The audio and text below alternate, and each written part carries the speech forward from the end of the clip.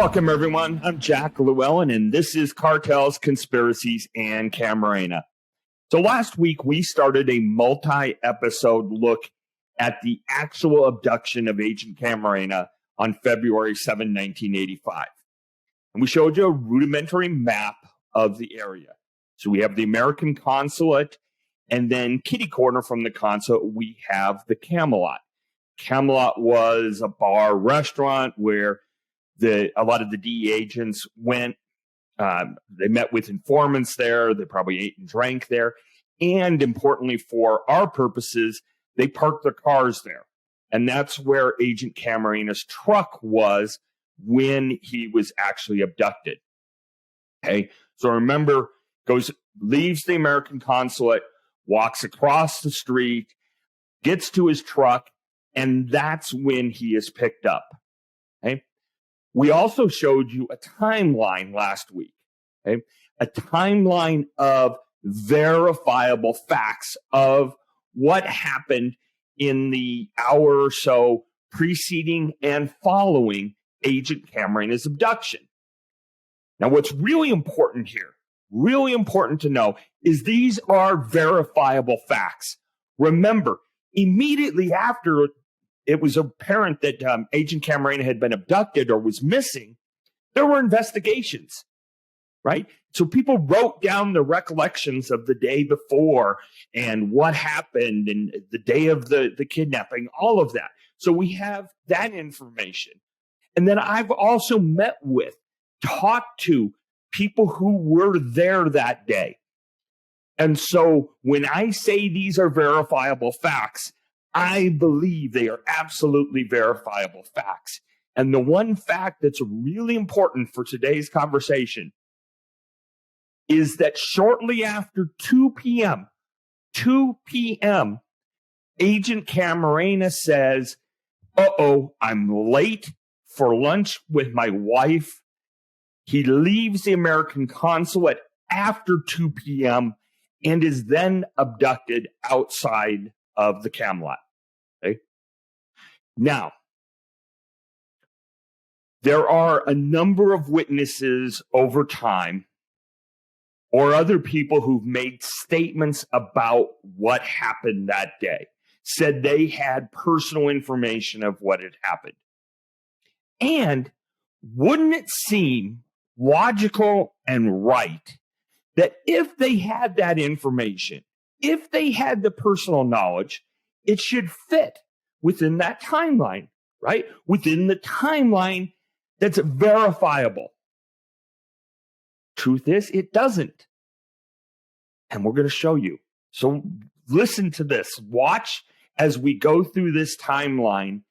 And we're going to put up now for you a timeline that includes statements of those who say they had or have personal knowledge about the case. And then we're also going to add in Hector Berreyes' book. All right, let's start with Rene Lopez Romero, and he's in the red timeline. Okay, Lopez Romero, remember, he was a police officer in Guadalajara. He ended up working as a bodyguard for Fonseca, testified in Zuno 2, and is heavily relied upon by the government, obviously in Zuno 2, and by Hector Berreyes and Amazon Prime in The Last Narc. So what does he say? He says in his DEA 6 that they arrived at the American consulate sometime between 1 and 1:30, that they waited for about 20 minutes before Camarena left the consulate, and that's when the abduction occurred. Okay? Between 1 and 1:30, waited 20 minutes. Well, what do we know from the timeline we showed you last week? Agent Camarena, during that time period, walked by himself from the American consulate to the Camelot to deliver money for a confidential informant, and then he and Agent Kirkendall went back to the consulate. Is that mentioned in Rene Lopez Romero's DEA 6 anywhere? No, of course not. Also, quick note. He says in his DEA 6 that a consulate employee identified Camarena outside. So as part of the abduction group, there was a consulate employee who identified Camarena. So that's Rene Lopez Romero. Arrived between 1 and 1:30, wait 20 minutes, doesn't say anything at all about seeing Agent Camarena, seeing Agent Kirkendall, nothing. Then we have Sergio Espino Verdin. He's in green. Espino Verdin was a DFS agent. He gave some statements when he was captured in Mexico City. He says, hey, we left Lope de Vega about noon and returned an hour later with Agent Camarena. Well, that would put it at the kidnapping at someplace between 12 and 1, which certainly didn't happen, right? We have lots of people who saw Camarena between 1 and 2, so that can't possibly be right either. Then we have Enrique Plasencia Aguilar, who testified at the first Zuno trial. He says they left for the American consulate at about 12:30 in the afternoon. We know, again, that it takes about 10 minutes at most to go from Lope de Vega to the consulate. So when Plasencia says, hey, we left at 12:30, that would put them sitting at the consulate for what, an hour and a half waiting for Camarena? Doesn't really make sense to me. Then we have Rene Lopez Romero, who testifies at trial, right? He testifies in Zuno 2. What does he say there about the timing? Nothing. It doesn't come up. Believe it or not, in his entire transcript, there's nothing in his testimony about the actual timeline that particular day. But he does maintain, again, that there was a consulate employee who identified Camarena. Note, just as a side note, that consulate employee testified to by Rene Lopez Romero at his trial, talked about in his DEA 6, is never identified by the prosecution at trial, never presented in any way. So draw your own conclusions on that. All right. Now I want to look at the last narc. Okay. Anybody who's listened to me for very long knows my feelings about the last narc. But here's what's really interesting. In the last narc, they say, when I say they, primarily Rene Lopez Romero, but we'll put the other guys in there too. You got Godoy, you got Lira, you've got Bareas making some comments. But the overall theme is that Rene Verdugo arrives around noon and tells Fonseca that Camarena is going to come out at noon and they have to be there before then. So I think I misstated this. Verdugo comes a little bit before noon, says, hey, we know that Camarena is going to go to lunch at noon, so we got to get there before him. Then, in the last narc, they go on to say that Verdugo was the one who pointed out Camarena. Forget what Rene Lopez Romero said in his DEA 6 in 1992. Forget what he says at trial. Now, for the first time ever, it's Rene Verdugo who identifies Camarena. They also say that Fonseca and Caro Quintero went with them. So they were everybody. Hey, let's all get together for the party. So the big guys, Fonseca and Caro Quintero, are going to go. Forget the fact that there's other testimony about Caro waiting for the car to arrive and being there to kind of greet Camarena when the car arrives. So, what's the last narc say again? Sometime before noon, Rene Verdugo comes, says we got to be there before noon, and he points out, he being Verdugo, points out Camarena. Now, there's also the book, right? There's the Barea's book.